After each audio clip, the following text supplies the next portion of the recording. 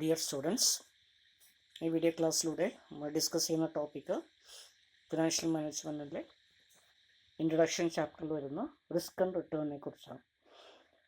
നമുക്കറിയാം, നമ്മൾ risk return എല്ലാം നേരത്തെ 5th സെമസ്റ്ററിൽ ഫണ്ടമെൻറ്റൽസ് ഓഫ് ഇൻവെസ്റ്റ്മെൻറ്റ് ഡിസ്കസ് ചെയ്യുന്ന സമയത്ത് എന്താണ് risk, different types of risk എന്തൊക്കെയാണ് അല്ലേ, അതുപോലെ റിട്ടേൺ എന്താണ്, അതിൻ്റെ നേച്ചർ എന്താണ് ഒക്കെ നമ്മൾ അതിൻ്റെ കാൽക്കുലേഷൻ എങ്ങനെയായിരിക്കും എന്നൊക്കെ നോക്കിയിരുന്നു. എങ്കിലും ഫിനാൻഷ്യൽ മാനേജ്മെൻറ്റിൻ്റെ ഇൻട്രൊഡക്ഷൻ ചാപ്റ്ററിൻ്റെ ഭാഗമായി റിസ്ക് എന്നുള്ള ഒരു ചെറിയ ടോപ്പിക്ക് നമുക്ക് ഉണ്ട്. Clear? So what is risk?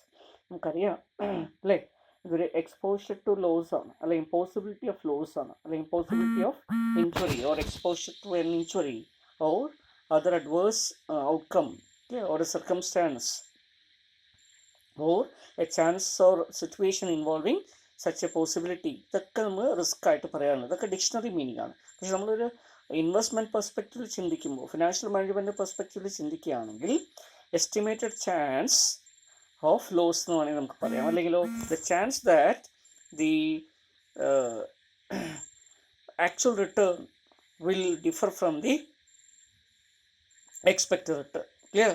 നമ്മൾ പ്രതീക്ഷിക്കുന്നതിൽ നിന്നും ആക്ച്വൽ റിട്ടേൺ ഡീവിയേറ്റ് ചെയ്യാനുള്ള സാധ്യതയ്ക്കാണ്. Clear? So it is the possibility or chance of deviation from the expected return. That is actual return from the expected return. അപ്പോൾ ആ രീതിയിൽ നമ്മുടെ ആക്ച്വൽ റിട്ടേൺ എക്സ്പെക്റ്റഡ് റിട്ടേണിൽ നിന്നും ഏതോ തരത്തിലുള്ള ഡീവിയേറ്റ് ചെയ്തുവെങ്കിൽ ആ ഡീവിയേഷനുള്ള സാധ്യതയ്ക്കാണ് ഇവിടെ റിസ്ക് എന്നുണ്ട്. അപ്പോൾ ഈ ഡീവിയേഷൻ എങ്ങനെയാവാം? പോസിറ്റീവ് ഡീവിയേഷൻ ആവാം, നെഗറ്റീവ് ഡീവിയേഷൻ ആവാം. ക്ലിയർ? മിക്കവാറും ഇവിടെ റിസ്ക് കൊണ്ട് നമ്മൾ അർത്ഥമാക്കുന്നത് നെഗറ്റീവ് ഡീവിയേഷൻ, കുറഞ്ഞു പോവുക അല്ലെങ്കിൽ ഇല്ലാതായിട്ട് മാറുക. ക്ലിയർ? അപ്പോൾ നമ്മൾ എന്തോ റിട്ടേൺ നമ്മൾ പ്രതീക്ഷിക്കുന്നു, ആ റിട്ടേൺ എക്സ്പെക്റ്റഡ് ഔട്ട്കം, അതാണ് എക്സ്പെക്റ്റഡ് റിട്ടേൺ അല്ലെങ്കിൽ എക്സ്പെക്റ്റഡ് ഔട്ട്കം. അത് കുറഞ്ഞു പോവുകയോ മാറുകയോ ഒക്കെ ചെയ്യുമ്പോൾ അത് റിസ്ക് ആയിട്ട് വരാം. ഇതിൻ്റെ ചാൻസസിനെയാണ് ഇൻവെസ്റ്റ്മെൻറ്റിൽ അല്ലെങ്കിൽ പ്രത്യേകിച്ച് ഫിനാൻഷ്യൽ മാനേജ്മെൻറ്റ് ടെർമിനോളജിയിൽ റിസ്ക് എന്നുകൊണ്ട് നമ്മൾ മീൻ ചെയ്യുന്നത്. ക്ലിയർ?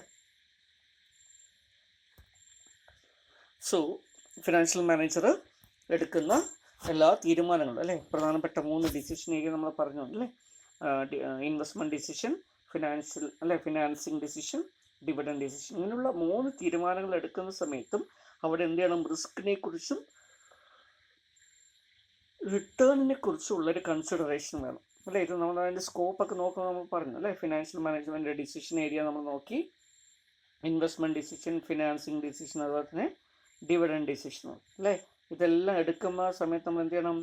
റിസ്കിനെയും നോക്കണം, റിട്ടേണിനെയും നോക്കണം. ക്ലിയർ? കാരണം എന്താ, ഇത് രണ്ടിലും റിസ്ക്കും ഉണ്ട്, റിട്ടേണും ഉണ്ട്. ക്ലിയർ? അപ്പോൾ ഇൻവെസ്റ്റ്മെൻറ്റ് ഡിസിഷൻ എടുക്കുമ്പോൾ റിസ്ക് ഉണ്ട്, അതുപോലെ തന്നെ റിട്ടേൺ ഉണ്ട്. ഫിനാൻസിങ് ഡിസിഷൻ എടുക്കുമ്പോൾ റിസ്ക് ഉണ്ട്, അതിൽ റിട്ടേണും ഉണ്ട്. ഡിവിഡൻഡ് ഡിസിഷൻ എടുക്കുമ്പോൾ റിസ്ക് ഉണ്ട്, അതിൽ റിട്ടേൺ ഉണ്ട്. ക്ലിയർ? അപ്പോൾ ഇതിന് തമ്മിൽ റിസ്ക്കും റിട്ടേണിനെയും നമ്മൾ നോക്കി ആ റിസ്കിൻ്റെയും റിട്ടേണിൻ്റെയും നേച്ചർ അനുസരിച്ചിട്ട് വേണം തീരുമാനം എടുക്കുക അല്ലേ. അപ്പോൾ നമുക്കറിയാം, റിസ്ക് കൂടുന്തോറും റിട്ടേൺ കൂടും അല്ലേ. റിസ്ക് കുറയും തോറും റിട്ടേൺ എന്ത് ചെയ്യും? കുറയും. അപ്പോൾ റിട്ടേണും റിസ്ക്കും തമ്മിൽ എന്താണ്? പോസിറ്റീവ്ലി കോറിലേറ്റഡ് ആണ്, ഡയറക്റ്റ് റിലേഷൻഷിപ്പ് ഉള്ളതാണ്. റിസ്കിനനുസരിച്ചിട്ടായിരിക്കും റിട്ടേണിനനുസരിച്ചിട്ടായിരിക്കും റിസ്ക് ഉണ്ടാവും അല്ലേ. അപ്പോൾ ആ രീതിയിൽ വരുന്ന സമയത്ത് ഇതിനെ തമ്മിൽ എന്ത് ചെയ്യേണ്ടി വരും? നമുക്ക് വളരെ കൂടുതൽ റിട്ടേൺ കിട്ടണമെങ്കിൽ വളരെ കൂടുതൽ റിസ്ക് ഏറ്റെടുക്കണം. വളരെ കൂടുതൽ റിസ്ക് ഏറ്റെടുക്കുന്നതിന് ചിലപ്പോൾ ഇൻവെസ്റ്റേഴ്സിനോ ഫിനാൻഷ്യൽ മാനേജ്മെൻറ്റിനോ അല്ലേ ശരിയാവോ? ഇൻവെസ്റ്റേഴ്സ് അത്രത്തോളം റിസ്ക് ഏറ്റെടുക്കാൻ തയ്യാറാവില്ല, മാനേജ്മെൻറ്റ് അത്രത്തോളം റിസ്ക് ഏറ്റെടുക്കാൻ തയ്യാറാവില്ല. അപ്പോൾ ഫിനാൻഷ്യൽ മാനേജ്മെൻറ്റ് എന്ത് ചെയ്യേണ്ടി വരും? ഒരു അക്സെപ്റ്റബിൾ ലെവൽ ഓഫ് റിസ്ക് നമ്മൾ അസ്യൂം ചെയ്യണം. ക്ലിയർ? അവിടെ വളരെ റിസ്ക് ഏറ്റെടുക്കാൻ പറ്റുന്നില്ല എന്ന് വെച്ചിട്ട് ഏറ്റവും തീരെ റിസ്ക് അല്ലെങ്കിൽ റിസ്ക് ഫ്രീ ആയിട്ടുള്ള നേച്ചറിൽ വന്നു കഴിഞ്ഞാൽ റിട്ടേൺ എന്ത് ചെയ്യും? അത്രയും കുറയും. അത്രയും റിട്ടേൺ കുറഞ്ഞിട്ട് ആരെങ്കിലും അക്സെപ്റ്റ് ചെയ്യോ? ഇല്ല. കാരണം എന്താ, അങ്ങനെ ഏറ്റവും കുറഞ്ഞ റിട്ടേൺ കിട്ടുകയാണെങ്കിൽ അവർക്ക് ബിസിനസ്സിലൊന്നും ഇൻവെസ്റ്റ് ചെയ്യേണ്ട കാര്യമില്ല, കമ്പനിയിലൊന്നും ഇൻവെസ്റ്റ് ചെയ്യേണ്ട കാര്യമില്ല. So they can very well go for investing in bank deposit. അപ്പോൾ അതുകൊണ്ട് തന്നെ ഇവിടെ റിട്ടേൺ അതിനേക്കാളും കൂടണം അല്ലേ. അപ്പോൾ റിട്ടേൺ കൂടുകയും വേണം, റിസ്ക് കുറയും വേണം. അപ്പോൾ ഇതിനെ തമ്മിൽ എന്ത് ചെയ്യണം? രണ്ടും തമ്മിൽ നമ്മളൊരു ഓപ്റ്റിമൈസ് ചെയ്യേണ്ടി വരും, ഒരു ബാലൻസിൽ കീപ്പ് ചെയ്യേണ്ടി വരും. ക്ലിയർ? ഇങ്ങനെ റിട്ടേണിനെയും റിസ്കിനും തമ്മിലൊരു ബാലൻസ് കീപ്പ് ചെയ്ത് ഓപ്റ്റിമൈസ് ചെയ്യുന്നതിന് പറയുന്ന പേരാണ് risk return trade off. Clear? അപ്പോൾ റിസ്കിനെയും റിട്ടേണിനെ നമ്മൾ എന്ത് ചെയ്യുന്നു? ഒരു ട്രേഡ് ഓഫിലേക്ക് കൊണ്ടുവരും. ക്ലിയർ? ട്രേഡ് ഓഫ് ചെയ്യുന്നു, ഒന്നിനെ മറ്റൊന്നിനുമായി എന്ത് ചെയ്യുന്നു? ട്രേഡ് ഓഫ് ആക്കി മാറ്റുന്നു. അപ്പോൾ അതിലൂടെ നമ്മുടെ ഗോളായിട്ടുള്ള വെൽത്ത് മാക്സിമൈസേഷൻ നമുക്ക് എയിം ചെയ്യാൻ പറ്റും. ക്ലിയർ? ഇത് നമ്മൾ ഗോളിനെ കുറിച്ച് പറയുമ്പോഴൊക്കെ പറഞ്ഞു തന്നെ. ക്ലിയർ? അപ്പോൾ ആ രീതിയിൽ വേണം ഇവിടെ തീരുമാനങ്ങൾ എടുക്കുക. So the future is uncertain and uncertainty is only certain uncertainty is the only certainty of today's world അല്ലേ നമ്മൾ പറയാറുണ്ട്. Uncertainty is the only certainty of today's world അല്ലേ. അപ്പോൾ ഇന്നത്തെ വേൾഡ് എന്ന് പറഞ്ഞാൽ അൺസർട്ടനിറ്റി മാത്രമാണ് അല്ലേ സർട്ടൻ ആയിട്ടുള്ളത്, എപ്പോഴും നടക്കുന്നത്. കാരണം എപ്പോഴും അൺസർട്ടൻ ആണ്. Future is always uncertain. So Benjamin Franklin stated that but this world is nothing is this but this world nothing can be said to be certain except death and taxes എന്ന് തമാശ രൂപേണ Franklin പറഞ്ഞിട്ടുണ്ട്. Clear? അപ്പോൾ ആ രീതിയിൽ ബാക്കിയൊക്കെ uncertain ആയിട്ട് വരുന്നു. അങ്ങനെ അൺസർട്ടനിറ്റി വരുമ്പോൾ അല്ലേ അവിടെ എന്തുകൊണ്ട് റിസ്ക്കും വരുന്നുണ്ട്. Clear? So uncertainty always provides for the risk. Clear?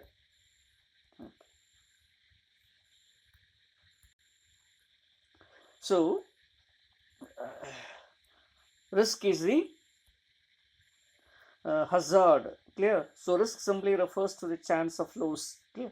People generally use the word risk when referring to the probability of something bad will happen. Clear? For example, we often talk about the risk of having an accident or a risk of losing a job. ഇങ്ങനെയൊക്കെ നമ്മൾ പറയാറുണ്ട്. Clear? അതൊക്കെ റിസ്കിനെ സംബന്ധിച്ചല്ലേ, ആ കാര്യം ഒരു റിസ്ക്കാണ്. അങ്ങനെയുള്ള കാര്യം ചെയ്യുന്നത് നിങ്ങൾ എങ്ങനെ ഒരു പ്രവൃത്തി ചെയ്ത കാരണം അത് റിസ്കി ആയിട്ട് മാറുന്നതാണ് അല്ലേ, എങ്ങനെയൊക്കെ പറയാറുണ്ട്. ഇതൊക്കെ കോമൺ യൂസേജ് ആണ്. പക്ഷെ നമ്മളിവിടെ ഇൻവെസ്റ്റ്മെൻറ്റിൻ്റെ ടേമിൽ നോക്കുമ്പോൾ അത് എക്സ്പെക്റ്റഡ് റിട്ടേണുമായി ബന്ധപ്പെട്ടുള്ള അതിൻ്റെ ഡീവിയേഷൻ ആയിട്ടാണ് നമ്മൾ എടുക്കുക. Clear? So risk is the probability of failure to accomplish an objective. Clear? അതുപോലെ തന്നെ വേറെ രീതിയിൽ ഡിഫൈൻ ചെയ്യാൻ എങ്ങനെ പറയാം? Risk as any potential threat or occurrence which may prevent from the achieving your defined business objective.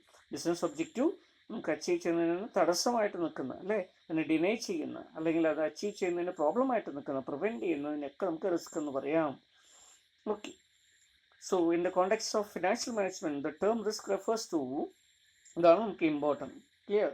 Financial management context നമ്മൾ എന്താ പറയുന്നത്? So variability of actual return of an investment from the expected return. നമ്മുടെ actual റിട്ടേണിനെ expected റിട്ടേണിൽ നിന്നും vary ചെയ്യാനുള്ള സാധ്യതയ്ക്കാണ് ഇവിടെ financial management നമ്മൾ റിസ്ക് കൊണ്ട് മീൻ ചെയ്യുന്നത്. So it is a possibility of losing some or all of the money clear we put into investment. നമ്മൾ ഇൻവെസ്റ്റ്മെൻറ്റ് ചെയ്തിട്ടുള്ള എല്ലാ പൈസയും ചിലപ്പോൾ നഷ്ടപ്പെട്ടു എന്ന് വരാം, അല്ലെങ്കിൽ കുറച്ച് നഷ്ടപ്പെട്ടു എന്ന് വരാം അല്ലേ, നമുക്ക് പ്രതീക്ഷിക്കുന്ന റിട്ടേൺ കിട്ടാതെ വരാം, അല്ലെങ്കിൽ തീരെ കിട്ടാതെ നഷ്ടപ്പെട്ടു എന്ന് വരാം, അല്ലെങ്കിൽ കുറഞ്ഞു പോയിന്ന് വരാം. ഇങ്ങനെയൊക്കെ വരുമ്പോഴത്തൊക്കെ റിസ്ക് ആയിട്ട് പറയാം. So it is A situation where outcome is uncertain. നമുക്ക് കിട്ടാവുന്ന ഔട്ട്കം അല്ലേ അത് അൺസർട്ടൻ ആയിട്ട് വരുന്നതാണ് റിസ്ക് എന്നുകൊണ്ട് ഇവിടെ അർത്ഥമാക്കുന്നത്.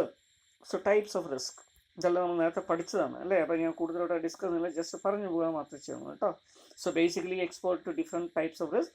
Clear? Broadly classified into systematic and unsystematic risk. Systematic risk എന്താണെന്ന് നമ്മൾ നേരത്തെ പഠിച്ചിട്ടുണ്ട് അല്ലേ, സിസ്റ്റത്തിൻ്റെ ഭാഗമായി എക്കണോമിക് സിസ്റ്റമോ സോഷ്യോളജിക്കൽ സിസ്റ്റമോ ക്ലിയർ പൊളിറ്റിക്കൽ സിസ്റ്റമോ ക്ലിയർ ലീഗൽ സിസ്റ്റമോ ഇതിൻ്റെയൊക്കെ ഭാഗമായിട്ട് വരാവുന്ന മാർക്കറ്റ് സിസ്റ്റമോ ഒക്കെ ഭാഗമായിട്ട് വരാവുന്ന റിസ്കുകളെയാണ് നമ്മൾ എന്ത് പറയുന്നത് സിസ്റ്റമാറ്റിക് risk എന്ന് പറയുന്നത്. Clear? That forming part of the system, especially economic system. Clear?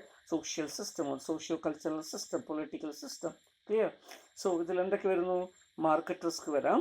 That is a variability of stock price due to change in the investors attitude അല്ലേ, മാർക്കറ്റിൽ ഷെയറിൻ്റെ പ്രൈസ് കൂടുകയും കുറയുകയും ചെയ്യുന്നു അല്ലേ. ചില സമയത്ത് ഇപ്പോൾ ഫോർ എക്സാമ്പിൾ നമുക്ക് അറിയാൻ പറ്റും, കോവിഡ് പോലുള്ള ഒരു ഇഷ്യൂ വന്ന സമയത്ത് മാർച്ച് ഏപ്രിൽ മെയ് മാസം ആകുമ്പോഴേക്കും മാർക്കറ്റൊക്കെ ഡൗൺ ആയി. ക്ലിയർ? അപ്പോൾ ജൂൺ ജൂലൈ ഒക്കെ ആവുന്ന സമയത്ത് ഡൗൺ ആയി വന്നു. പിന്നീടാണ് കുറച്ച് ഇപ്പോൾ ഇൻക്രീസ് ചെയ്ത് വരുന്നത്. അപ്പോൾ ആ രീതിയിൽ മാർക്കറ്റിൽ എപ്പോൾ വേണമെങ്കിലും എന്ത് ചെയ്യാം, വേരിയബിലിറ്റി വരാം. അത് മാർക്കറ്റ് റിസ്ക് എന്ന് പറയാം. Then interest rate risk. So arising due to change in the value of securities prices due to the change in the interest rates prevailing in the market. അല്ലേ, മാർക്കറ്റിൽ ഇൻട്രസ്റ്റ് റേറ്റ് കൂടുകയും കുറയുകയും ചെയ്യുക അല്ലേ. മാർക്കറ്റിലെ interest rate ചിലപ്പോൾ RBI policy rate മാറ്റുന്നതനുസരിച്ച് കൂടും, ചിലപ്പോൾ കുറയും. ക്ലിയർ? ഇങ്ങനെ ഇൻട്രസ്റ്റ് റേറ്റിൽ വരുന്ന ചേഞ്ച്. പർച്ചേസിങ് പവേഴ്സ് അല്ലേ, ഇൻഫ്ലേഷൻ വരുന്നതിൻ്റെ ഫലമായിട്ട് വരുന്ന മണി വാല്യൂയിൽ വരുന്ന കുറവ് അല്ലേ, അതുകൊണ്ട് പർച്ചേസിങ് പവർ കുറഞ്ഞു പോകുന്ന ഒരു കാര്യം, അതിനെയാണ് പർച്ചേസിങ് പവർ റിസ്ക് കൊണ്ട് മീൻ ചെയ്യുന്നത്. ഓക്കെ, അൺസിസ്റ്റമാറ്റിക് റിസ്ക് നമ്മൾ എടുക്കുകയാണെങ്കിൽ എന്തൊക്കെയാണ് വരിക? So it consist of business risk and financial risk. Clear? Business risk എന്നും ഫിനാൻഷ്യൽ റിസ്ക് എന്നും രണ്ടായിട്ട് ഡിവൈഡ് ചെയ്യാൻ പറ്റും. അൺസിസ്റ്റമാറ്റിക് റിസ്ക് എന്താ? So these risk are due to the factors peculiar to a particular firm. ഒരു ഫേമിൻ്റെ ഇൻറ്റേർണൽ മാറ്റേഴ്സുമായി ബന്ധപ്പെട്ട് വരുന്ന റിസ്ക് ആണ് അല്ലേ? ഫേം സ്പെസിഫിക് ആണ്, എൻവയോൺമെൻറ്റോ അല്ലെങ്കിൽ സിസ്റ്റത്തിൻ്റെയോ ഭാഗമല്ല. Clear? So that is labour strike, change in the management, change in the demand of product, ഇങ്ങനെ ഒരു ഫേം സ്പെസിഫിക് ആയിട്ട് വരുന്ന റിസ്കുകളാണ് ഇത്. ഇനി business risk is the variability of actual chain earnings of a firm from it's expected earning. Clear? ഒരു ഫേമിൻ്റെ earning, profit, clear, EBIT അല്ലെങ്കിൽ EAT, അത് നമ്മൾ പ്രതീക്ഷിക്കുന്നതിനേക്കാളും ആക്ച്വൽ പ്രോഫിറ്റ് എന്നതിൽ നിന്ന് കുറഞ്ഞു പോകുന്ന ഒരു അവസ്ഥ അല്ലെങ്കിൽ വേരി ചെയ്യുന്ന അവസ്ഥ, അതിനെയാണ് ബിസിനസ് റിസ്ക് എന്ന് പറയുക. അതിനുള്ള പല കാരണങ്ങളാവാം. മേ ബി സ്ട്രൈക്ക് അല്ലേ, മേ ബി അല്ലെങ്കിൽ ചേഞ്ച് ഇൻ ഡിമാൻഡ് അല്ലെങ്കിൽ ചേഞ്ച് ഇൻ ഫാഷൻ, ഇങ്ങനെയൊക്കെ വരാം, പല കാര്യങ്ങളാവാം. ക്ലിയർ? സോ ബിസിനസ് റിസ്ക് എന്താണ് അവിടെ? Exposure of a company has to factors that will lower the profits or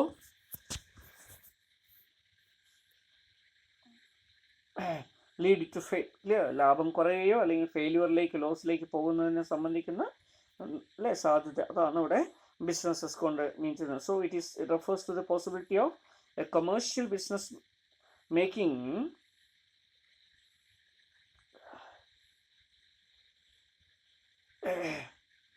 inadequate profits due to uncertainties. Clear? Uncertainties പലതും ആവാം. അതിനൊരു എക്സാമ്പിൾ ആയിട്ട് പറഞ്ഞാൽ maybe change in the demand അല്ലെങ്കിൽ due to strike, labour strike problem. Clear? അങ്ങനെയൊക്കെ വരാം. So change in the taste, change in the preference of customers, then stocks. Clear? ഇതൊക്കെ ഇതിൻ്റെ ഭാഗമായിട്ട് വരും. ദെൻ ഫിനാൻഷ്യൽ റിസ്ക് എന്താണ് നമ്മൾക്ക് നോക്കാം. Clear? Financial risk is due to the presence of ഡെപ്റ്റ് in the capital structure of a firm. ഒരു ഫേമിൻ്റെ ക്യാപിറ്റൽ സ്ട്രക്ചറിൽ ഡെപ്റ്റ് ഉണ്ടാകുന്ന സമയത്ത് നമുക്കറിയാം ഡെപ്റ്റിന് എന്ത് കൊടുക്കണം? ഇൻട്രസ്റ്റ് കൊടുക്കണം. ഇങ്ങനെയുള്ള ഇൻട്രസ്റ്റ് എന്ന് പറയുന്നത് ഒരു ഫിക്സഡ് ഓബ്ലിഗേഷനാണ്. ഇങ്ങനെ ഫിക്സഡ് ആയിട്ടുള്ള ഒരു ഓബ്ലിഗേഷൻ, ഇൻട്രസ്റ്റ് ഓബ്ലിഗേഷൻ വരുന്നതിൻ്റെ ഫലമായി അല്ലേ ബിസിനസ്സിൻ്റെ പ്രോഫിറ്റ് എന്ത് ചെയ്യും?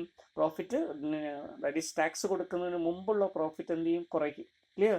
അങ്ങനെ കുറഞ്ഞിട്ട് ടാക്സ് അപ്പോൾ കുറച്ച് കൊടുത്താൽ മതി. ഇങ്ങനെ ഒരു ടാക്സ് അഡ്വാൻറ്റേജ് ഇതിനുണ്ട്. അപ്പോൾ ഈ രീതിയിൽ വരുന്ന ക്ലിയർ ഒരു ബിസിനസ്സിൽ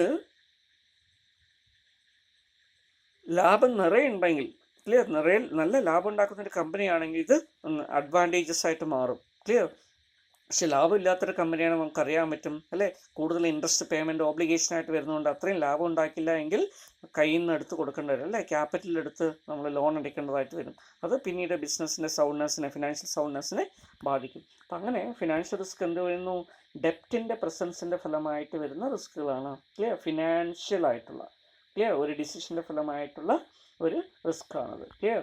so firm is having higher ഡെപ്റ്റ് content in a capital structure is considered to be more risk. അതുകൊണ്ട് കൂടുതൽ ക്യാപിറ്റൽ സ്ട്രക്ചറിൽ കൂടുതൽ ഡെപ്റ്റ് ഉള്ള ഒരു കമ്പനി എന്ന് പറയുമ്പോൾ റിസ്ക് കൂടുതലാണ്, കുറഞ്ഞുള്ള കമ്പനി എന്ന് പറയുമ്പോൾ റിസ്ക് കുറവായി, ഫിനാൻഷ്യൽ റിസ്ക് കുറവായിരിക്കും. ക്ലിയർ? അപ്പം ഇങ്ങനെയാണ് നമ്മൾ അതിനെ ഐഡൻറ്റിഫൈ ചെയ്യുന്നത്. So thus unsystematic covers those factors which are internal to the company. Clear? Unsystematic എന്താണ്? മിക്കവാറും ഇന്റേണൽ ആണ് അല്ലേ, സിസ്റ്റമാറ്റിക് ആണ്, കൺട്രോളബിൾ റിസ്ക്. ക്ലിയർ? ഇതൊക്കെയാണ്. പക്ഷേ സിസ്റ്റമാറ്റിക് എന്താണ്? എക്സ്റ്റേണൽ ടു ദ ബിസിനസ് ആണ്, അത് കൺട്രോൾ ചെയ്യാൻ ബിസിനസ്സിന് പറ്റില്ല. ക്ലിയർ? അങ്ങനെയൊക്കെ വരും.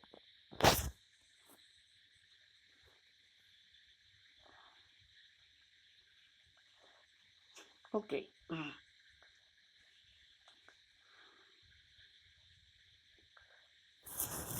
so next we can see about the factors affecting business risk. Clear? ഒന്ന് കൺസ്യൂമർ പ്രിഫറൻസ് ആവാം, ഡിമാൻഡ് ആവാം, അല്ലെങ്കിൽ സെയിൽസ് വോളിയം ആവാം. ക്ലിയർ?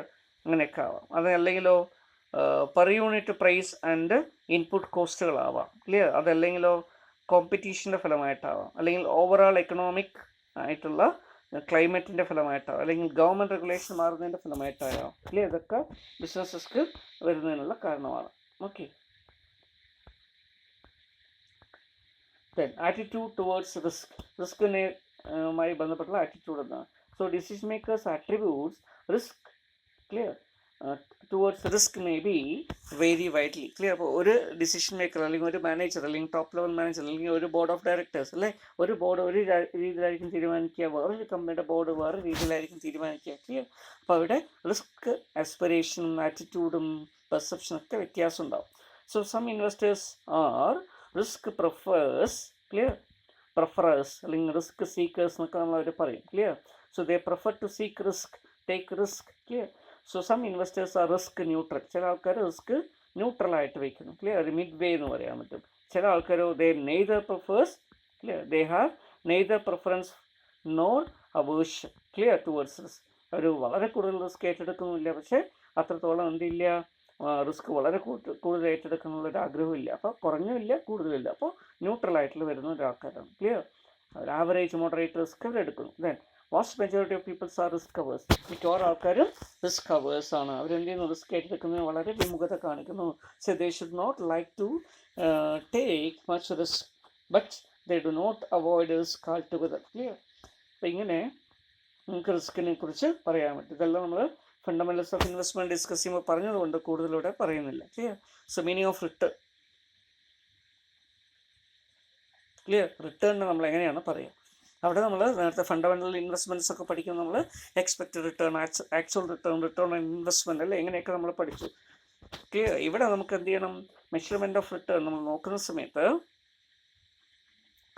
തീരുമാനങ്ങളൊക്കെ എടുക്കുന്നതിന് വേണ്ടി ക്ലിയർ ഒരു ബിസിനസ്സിൽ നിന്ന് കിട്ടുന്ന, ഇൻവെസ്റ്റ്മെൻറ്റിൽ നിന്ന് കിട്ടുന്ന വരുമാനം അല്ലേ, റിട്ടേൺ എന്താണെന്ന് നമുക്ക് അറിയേണ്ടതായിട്ടുണ്ട്. കാരണം ഇൻവെസ്റ്റ്മെൻറ്റിന് വേണ്ടി മുടക്കുന്ന പൈസ അതിൻ്റെ കോസ്റ്റാണ്, അതിൽ നിന്ന് കിട്ടുന്ന റവന്യൂ അല്ലെങ്കിൽ ബെനിഫിറ്റ്സ് ആണ് അതിൻ്റെ റിട്ടേൺ. ക്ലിയർ? അതിൽ നിന്നുള്ള പ്രതിഫലം. അപ്പോൾ അതിനെ രണ്ട് കമ്പയർ ചെയ്യണം. അപ്പോൾ അതുകൊണ്ട് തന്നെ നമ്മൾ എന്ത് ചെയ്യണം, we need to make measurement of the return.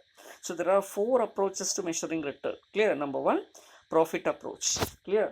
അപ്പോൾ ആദ്യത്തെ അപ്രോച്ച് ഒന്ന് പ്രോഫിറ്റ് അപ്രോച്ചാണ്. അടുത്തത് ഇൻകം അപ്രോച്ച്. മൂന്നാമത്തത് ക്യാഷ് ഫ്ലോ അപ്രോച്ച്. നാലാമത്തത് റേഷ്യോ അപ്രോച്ച്. ക്ലിയർ? ഇങ്ങനെയൊക്കെ നമുക്ക് റിട്ടേണിനെ മെഷർ ചെയ്യാം. ക്ലിയർ? പ്രോഫിറ്റിൻ്റെ രീതിയിൽ നമുക്ക് എടുക്കാം, ഇൻകം ആയിട്ട് എടുക്കാം, ക്യാഷ് ഫ്ലോസ് ആയിട്ട് എടുക്കാം, അതുപോലെ റേഷ്യോസ് ആയിട്ട് എടുക്കാം. So this may be briefly explained as. So number 1 profit approach. Under this approach, return is measured by using profit earned by a business on its investment. Clear? ഒരു business എത്ര ലാഭം കിട്ടി അതാണ് അല്ലേ. അത് EBIT ആവാം, EAT ആവാം, അല്ലെങ്കിൽ EBT ആവാം. ഇങ്ങനെ ലാഭത്തിൻ്റെ അടിസ്ഥാനത്തിൽ നമുക്ക് റിട്ടേൺ മെഷർ ചെയ്യുന്നു. ക്ലിയർ? അല്ലെങ്കിൽ ഫേമുകളെ വിലയിരുത്തുന്നു. So that is why profit approach. അപ്പോൾ ഇതൊരു അപ്രോച്ചാണ്. രണ്ടാമത്തെന്താണ് ഇൻകം അപ്രോച്ച്. ഇവിടെ എന്താ ചെയ്യുന്നത്, so according to this approach the return is measured on the basis of income. Clear? ഇൻകത്തിൻ്റെ അടിസ്ഥാനത്തിൽ ചെയ്യും. So income is the profit arrived as per the accounting process or procedure. Clear? Then income can be calculated in the 3 ways as earnings after interest and tax, earnings before tax and earnings after tax. Clear? ഇങ്ങനെ നമുക്ക് different കനോട്ടേഷൻസ് ഇൻകത്തിന് കൊടുക്കാൻ പറ്റും. Clear? അപ്പോൾ ഇതിൽ ഏതെങ്കിലും ഒന്ന് appropriate ആയിട്ടുള്ളത് choose ചെയ്തിട്ടാണ് നമ്മൾ കാൽക്കുലേഷൻ ഡിസിഷൻസ് ഒക്കെ എടുക്കുക. Then cash flow approach. Financial മാനേജ്മെൻറ്റിൽ ഏറ്റവും പ്രോമിനൻ്റ് ആയിട്ടുള്ളൊരു അപ്രോച്ചാണ് ക്യാഷ് ഫ്ലോ അപ്രോച്ച് കേട്ടോ. കാരണം ഇവിടെ മിക്കവാറും ഇൻവെസ്റ്റ്മെൻറ്റ് അല്ലെങ്കിൽ നമുക്ക് ഡിസിഷനൊക്കെ എടുക്കുന്നതിന് capital clear that is cash flows നമുക്ക് ആവശ്യമായിട്ട് വരും. അപ്പോൾ ക്യാഷ് ഫ്ലോ അപ്രോച്ച് കോമൺ ആയിട്ട് ഉപയോഗിക്കുന്ന ഒരു മെത്തേഡാണ്. So under this approach, the cash flows of a firm are used to assess its performance. Clear? ഒരു നമ്മൾ ഇൻവെസ്റ്റ് ചെയ്യുന്നതിൻ്റെ പെർഫോമൻസിൻ്റെ അടിസ്ഥാനത്തിൽ നമ്മൾ എന്ത് ചെയ്യുന്നു, ക്യാഷ് ഫ്ലോസ് അസർട്ടൈൻ ചെയ്യുന്നു. ക്ലിയർ? എത്ര ലെവൽ ഓഫ് ആക്ടിവിറ്റി, ഏത് തരത്തിലാണ് ബിസിനസ് എടുക്കുക, എന്തുമാത്രം ഡിമാൻഡ്സ് ഉണ്ട്. ക്ലിയർ? അതിനൊക്കെ അനുസരിച്ച് സെയിൽസ് പ്രെഡിക്റ്റ് ചെയ്യുന്നു, അതിന് റവന്യൂ പ്രെഡിക്റ്റ് ചെയ്യുന്നു അല്ലേ, അതിന് ഇൻകം പ്രെഡിക്റ്റ് ചെയ്യുന്നു, കോസ്റ്റ് മൈനസ് ചെയ്ത് ഇൻകത്തിലേക്ക് അറൈവ് ചെയ്യുന്നു. Okay. So cash flows are calculated on from accounting profit. For example, for calculating cash flow, certain non-cash items are added back to the profit, accounting profit. Accounting profitൻ്റെ ഒരു പ്രത്യേകത നമുക്കറിയാൻ പറ്റും, എല്ലാ എക്സ്പെൻഡിച്ചറും എല്ലാ income എടുത്തിട്ടുണ്ടാവും. Clear? ചിലപ്പോൾ ക്യാഷായി കിട്ടാത്ത ഇൻകമോ ക്യാഷായി കിട്ടാത്ത എക്സ്പെൻഡിച്ചറൊക്കെ എടുത്തിട്ടുണ്ടാവും. അപ്പോൾ നമ്മൾ എന്ത് ചെയ്യണം, അതിനെ അഡ്ജസ്റ്റ് ചെയ്യണം. ക്ലിയർ? അപ്പോൾ ഈ രീതിയിൽ അഡ്ജസ്റ്റ് ചെയ്യുകയാണെങ്കിൽ നമുക്ക് ക്യാഷ് ഫ്ലോസിനെ അസർട്ടൈൻ ചെയ്യാൻ പറ്റും. So such non-cash items include depreciation, preliminary expenses written off, good will return of, clear, ഇതൊക്കെ ഉണ്ടെങ്കിൽ എന്ത് ചെയ്യണം, ഇതെല്ലാം ആഡ് ബാക്ക് ചെയ്യണം, ക്ലിയർ, ലാഭത്തിൽ നിന്നും നെറ്റ് പ്രോഫിറ്റിൽ നിന്നും ആഡ് ബാക്ക് ചെയ്യണം. അപ്പോൾ നമുക്കൊരു ട്രൂ ആയിട്ടുള്ള പൊസിഷൻ കിട്ടും, clear. These items do not involve actual cash outflow. Cash outflow ആക്ച്വലായിട്ട് വരാത്ത ഒരു ഐറ്റമാണത്, ക്ലിയർ. Ratio approach. ഇപ്പോൾ റേഷ്യോ അപ്രോച്ചിൽ എന്ത് ചെയ്യുന്നു? According to this approach some of the ratios are calculated to measure the return independent. There is important ratios used for this purpose are return on capital employed, clear, ഏറ്റവും ഒരു വളരെ prominent ആയിട്ടുള്ള ഒരു measurement ആണത്, return on capital employed. Then return on total assets, return between, there is relationship between risk and return. നമുക്ക് അടുത്തായിട്ട് നോക്കേണ്ടത് റിസ്ക്കും return തമ്മിലുള്ള റിലേഷൻഷിപ്പ് ആണ്. നമ്മൾ നേരത്തെ പറഞ്ഞു ഇത് തമ്മിൽ ഒരു പോസിറ്റീവ് ഡയറക്റ്റ് കോറിലേഷൻ, അല്ലേ, പോസിറ്റീവ് കോറിലേഷൻ എക്സിസ്റ്റ് ചെയ്യുന്നുണ്ടെന്ന് നമ്മൾ പറയുണ്ടായി. അപ്പോൾ ആ രീതിയിൽ risk and return may be two sides of A same coin, clear, but go together, both are exclusively correlated. So it means a higher mean is normally associated with a higher risk, clear. അപ്പോൾ കൂടുതൽ it means that a higher return is normally associated with higher risk, clear. നമ്മൾ നേരത്തെ പറഞ്ഞ പോലെ, clear, വലിയ lower return നമ്മൾ എടുക്കുന്നില്ലെങ്കിൽ നമ്മുടെ risk എന്തായിരിക്കും, ലോവർ തന്നെ ആയിരിക്കും, ക്ലിയർ. ഈ രീതിയിൽ റിസ്ക് റിട്ടേൺ നമ്മൾ മെഷർ ചെയ്യുന്നു, ക്ലിയർ, മനസ്സിലാക്കുന്നു. ഫിനാൻഷ്യൽ റിസ്ക് നമുക്ക് ഒന്നുകൂടെ നോക്കുകയാണെങ്കിൽ associate with the finance of a decision, financing decision of a company, clear. ഇതെന്താ ഇവിടെ ഇതിൽ ചെയ്യുക, അല്ലെങ്കിൽ ഈ റിസ്കിൽ എന്താ ചെയ്യുന്നത്? So risk as it is associated with the, clear, financing decision, risk, financial റിസ്കിൻ്റെ ഒരു പ്രത്യേകത ഫിനാൻസിങ്ങുമായി. അപ്പോൾ capital structure, source of fund, അതിൻ്റെ റിട്ടേൺ, ക്ലിയർ, ഇതെല്ലാം ഇതിലെ കൺസേൺ ആണ്. So risk due to possibility of the company cash flow will prove independent in most cases, clear. അപ്പോൾ ഈ രീതിയിൽ ഏതെങ്കിലും വർഷം ലാഭം കുറഞ്ഞു പോയി കഴിഞ്ഞാൽ കൊടുക്കാനുള്ള ഇൻട്രസ്റ്റ് കൊടുക്കാൻ പറ്റാതെ വരുന്ന ഒരു സാഹചര്യം ഉണ്ട്. അപ്പോൾ അവിടെ റിസ്ക് ആയിട്ട് വരാം. Risk return trade off. So higher the risk is assumed with the greater possibility of the higher return of lower risk with the greater probability of the smaller return. Okay. Risk return trade off നമ്മൾ ഇപ്പോൾ നേരത്തെ പറഞ്ഞു, അല്ലേ, റിസ്കിനെയും റിട്ടേണും തമ്മിൽ ഒരു trade ഓഫിലേക്ക് കൊണ്ടുവരണം, ഒരു mid വേയിലേക്ക് കൊണ്ടുവരണം, ക്ലിയർ. എന്നിട്ട് അതിനെ ഉപയോഗിച്ചിട്ട് വേണം ഗോൾ മാക്സിമൈസ് ചെയ്യാൻ പറ്റുന്നത്. അപ്പോൾ ആ രീതിയിൽ റിസ്ക് ആൻഡ് റിട്ടേൺ നമ്മൾ നോക്കി. Okay, then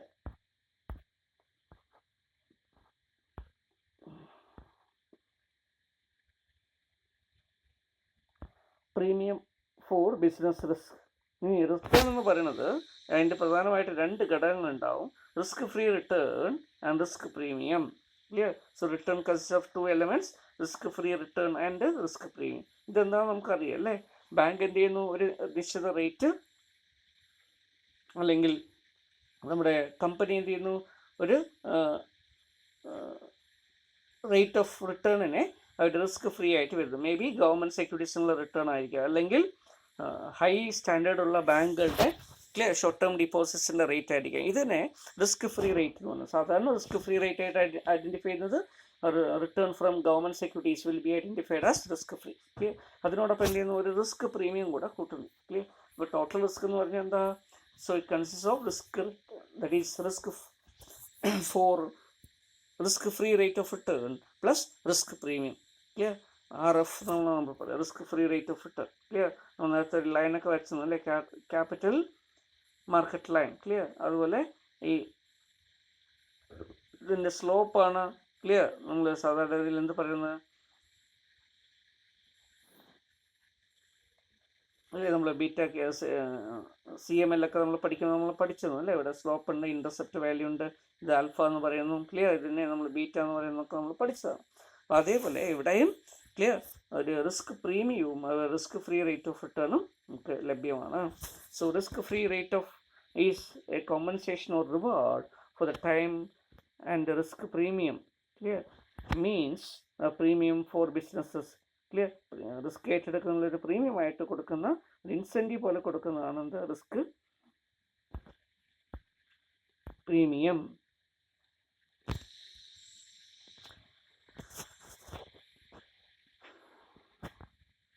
So following is a graph shows the risk relation trade-off. Clear? 6 alternative proposals. ഇവിടെ കുറച്ച് ഡയഗ്രാം എല്ലാം കുറച്ചുണ്ടല്ലേ. ഇവിടെ നമുക്ക് ഇത് എന്താ risk free rate of return ആണ്. ക്ലിയർ? അപ്പോൾ ഏറ്റവും മിനിമം എത്രയെങ്കിലും കിട്ടണം. ക്ലിയർ? ഇത് ഇൻ്റർസെപ്റ്റ് വാല്യൂ ആയതുകൊണ്ട്. ഇനി ഓരോ ആൾട്ടർനേറ്റീവ് നമ്മൾ പോകുന്ന സമയത്ത് അല്ലേ, മുകളിലേക്ക് പോകുമ്പോൾ എന്ത് സംഭവിക്കുന്നുണ്ട്? റിസ്ക് കൂടുന്നതിനനുസരിച്ച് റിട്ടേൺ എന്ത് ചെയ്യുന്നു? കൂടുന്നു അല്ലേ. ഇവിടെ ഇപ്പോൾ ഇത്രയാണ് റിട്ടേൺ എങ്കിൽ ഇവിടെ എത്തുന്ന സമയത്ത് ഇത്രയായിട്ട് മാറുന്നു, വീണ്ടും ഇവിടെ എത്തുമ്പോൾ വീണ്ടും ഇത്രയായിട്ട് മാറുന്നു. ഇങ്ങനെ റിസ്കിനനുസരിച്ച് പ്രൊപ്പോർഷനേറ്റ് ആയിട്ട് എന്തും വരും? റിട്ടേണും വരും. അപ്പോൾ റിസ്ക്കും റിട്ടേണും നമ്മൾ റിലേഷൻഷിപ്പ് നമുക്ക് എസ്റ്റാബ്ലിഷ് ചെയ്യാൻ പറ്റും. Clear?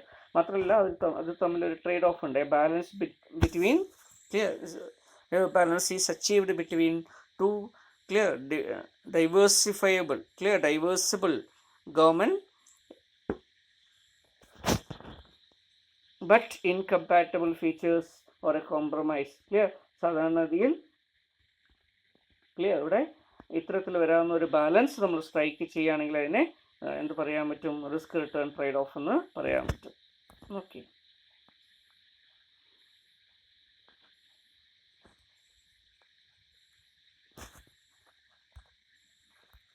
Next one is risk return trade off. അത് നമ്മൾ പറഞ്ഞതാണ്. ക്ലിയർ? അപ്പോൾ ഏറ്റവും ചുരുങ്ങിയ ചിലവിൽ ഏറ്റവും മാക്സിമം റിട്ടേൺ ഉണ്ടാക്കി മാറ്റുക. ക്ലിയർ? അതാണ് റിസ്ക് റിട്ടേൺ ട്രേഡ് ഓഫിൻ്റെ കോൺസെപ്റ്റ് എന്ന് പറയുന്നത്. Clear? So a proper balance between risk and return should be maintained by the financial manager to maximize the market value of share, clear, with a minimum cost, clear, or minimum risk. So the particular combination of where both risk and return etc are optimized by is known as a risk return trade off. Okay. So financial decision involving risk return trade off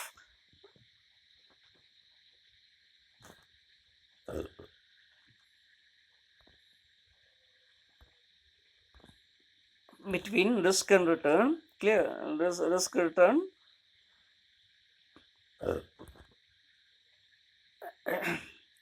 so I will read once again.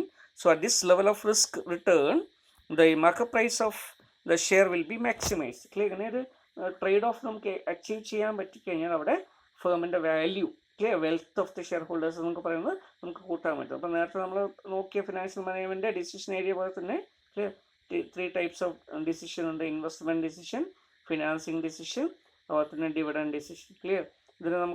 ഇതിലെല്ലാത്തിലും റിസ്ക്കും clear return നമ്മൾ പറഞ്ഞു. Clear? ഇതിന് നമ്മൾ എല്ലാം തമ്മിൽ അല്ലേ connect ചെയ്യുകയും ചെയ്തിട്ടുണ്ടായിരുന്നു നേരത്തെ. ഓക്കെ. ഇങ്ങനെയുള്ള എല്ലാ റിസ്കിനെയും റിട്ടേണും തമ്മിൽ നമ്മൾ ഓപ്റ്റിമൈസ് ചെയ്യുന്നതിന് വേണ്ടിയിട്ടാണ് നമ്മുടെ value of firm objective achieve ചെയ്യാൻ വേണ്ടി. എന്താണ് objective? Value of the firm കൂട്ടുക. അപ്പോൾ മാർക്കറ്റ് വാല്യൂ കൂട്ടുക എന്ന് തന്നെയാണ് ഇതിൻ്റെ ഉദ്ദേശം. ക്ലിയർ? ഫിനാൻഷ്യൽ മാനേജറുടെ ഉദ്ദേശം എന്താ? To increase the or maximise the value of the firm or shareholders wealth. Clear? അപ്പോൾ ആ രീതിയിൽ വേണം ഇവിടെ നമുക്ക് എന്ത് ചെയ്യാം? റിസ്ക് റിട്ടേൺ ട്രേഡ് ഓഫിനെ കാണാം. Then area of financial decision making involving risk return relationship.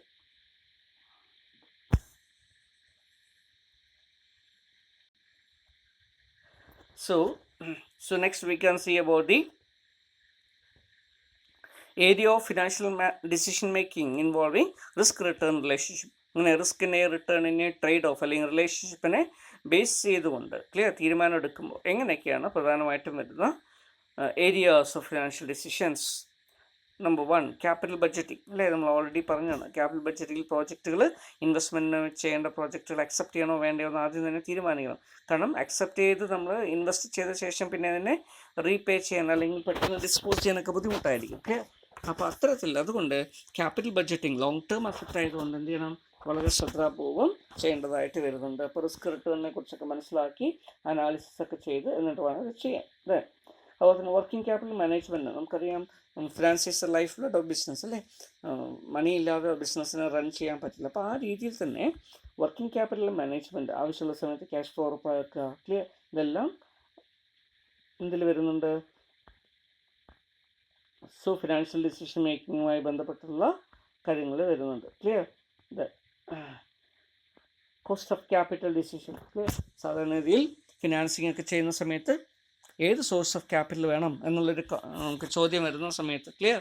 അപ്പോൾ അവിടെ കോസ്റ്റ് ഓഫ് ക്യാപിറ്റൽ എന്നുള്ളൊരു ഡിസിഷൻ നമ്മൾ എടുക്കും. ക്ലിയർ. അപ്പോൾ കോസ്റ്റ് ഓഫ് ക്യാപിറ്റലിൻ്റെ അടിസ്ഥാനത്തിൽ ലീസ്റ്റ് കോസ്റ്റ് ആയിട്ട് വരുന്ന ഒരു ക്യാപിറ്റൽ പ്രൊവൈഡ് ചെയ്യപ്പെടുകയാണെങ്കിൽ അതിൽ നിന്നുള്ള കിട്ടുന്ന റിട്ടേൺ വളരെ കൂടുതലായിരിക്കും. ക്ലിയർ. അല്ലെങ്കിൽ സാറ്റിസ്ഫാക്ടറി ആയിട്ടുള്ള റിട്ടേൺ ഉണ്ടാവും. അപ്പോൾ ആ രീതിയിൽ clear, that is cost of capital decision. Clear. അതുമായി ബന്ധപ്പെട്ടത് ലിവറേജ് അനാലിസിസോ ഡിവിഡൻഡ് ഡിസിഷൻസോ ക്ലിയർ, അതുപോലെ തന്നെ ഫിനാൻസിങ് ഡിസിഷനോ ക്യാപിറ്റൽ സ്ട്രക്ചർ ഡിസിഷനോ ഒക്കെ നമുക്ക് എടുക്കാൻ പറ്റും. Then dividend decision. Dividend decision എന്ത് ചെയ്യുന്നു? അവിടെയും നമ്മൾ എന്ത് ചെയ്യുന്നുണ്ട്? ക്ലിയർ. ഫിനാൻഷ്യൽ ഡിസിഷൻ മേക്കിങ്ങിൽ റിസ്ക് റിട്ടേൺ റിലേഷൻഷിപ്പിനെ കുറിച്ച് പറയുന്നുണ്ട്. ക്ലിയർ. സോ ഡിവിഡൻഡ് ഡിസിഷൻസ് എത്രമാത്രം പ്രോഫിറ്റിൽ എത്രമാത്രം സേവ് ചെയ്യണം, എത്രമാത്രം നമുക്ക് ഡിസ്പോസ് ചെയ്യാം, അല്ലെങ്കിൽ എടുത്തു വയ്ക്കാം, അല്ലെങ്കിൽ വീടുകളിലോ മറ്റുള്ള രീതിയിൽ എടുത്തു വയ്ക്കാം, ഓർണമെൻറ്റ്സ് ആക്കി എടുത്തു വയ്ക്കാം. ഈ രീതിയിലുള്ള ക്ലിയർ ഡിസിഷൻ എടുക്കേണ്ട വരുമ്പോൾ അതിനെ ഡിവിഡൻഡ് ഡിസിഷൻ എന്ന് പറയുന്നു. Clear. So this is the concern with the government of profit in the form of individuals to the organisation. Clear. എത്ര ലാഭത്തിൽ നിന്നും എത്ര നമുക്ക് ഡിവിഡൻ്റായിട്ട് പേ ചെയ്യുന്നു, എത്ര റീറ്റെയിൻ ചെയ്യുന്നു. ക്ലിയർ. ബിസിനസ്സിൻ്റെ ഫ്യൂച്ചർ നീഡ്സിനായിട്ടുള്ള സഫിഷ്യൻറ്റ് ഫണ്ട് ഉണ്ടോ ഇല്ലയോ. ക്ലിയർ. ഇങ്ങനെയുള്ള കാര്യങ്ങളൊക്കെ അവിടെ ചർച്ച വിഷയമായിട്ട് വരും. അപ്പോൾ ഇതൊക്കെയാണ് പ്രധാനമായിട്ടും വരുന്ന തിയററ്റിക്കൽ കോൺസെപ്റ്റ്സ്.